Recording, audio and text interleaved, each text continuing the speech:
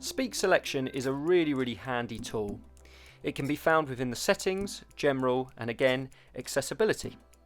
Now, it comes under the subsection of speech, which is the 6th option down. You can see here I've got Speak Selection turned on already, which when I highlight a word, it will speak that for me. You can also get it to speak the entire screen. We're also going to look at highlight content. Now, this enables me to get the iPad to read something out, but also highlight the words as it goes. You can even customize how it does that. I'm going to choose underline. Now, once you're happy with that, you can change the speaking rate. For example, nice and slow. Speak Selection reads selected content. Or maybe a little bit faster. Speak Selection reads selected content.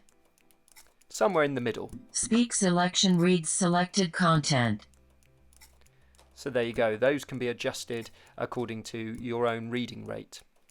So once you've done that, you can go on a website like, say, this National Geographic page, and let's say I'm reading this first sentence here and I stumble upon the third word. Well, all I do is highlight it, press speak. Elongated. And there you go.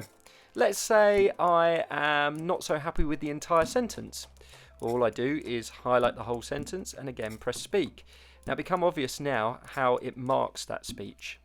This extremely elongated skull belonged to a teenage babe with East Asian ancestry who died 1,500 years ago in what is now Croatia.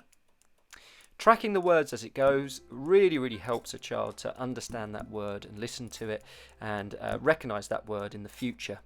So a really useful tool there. Speak Selection.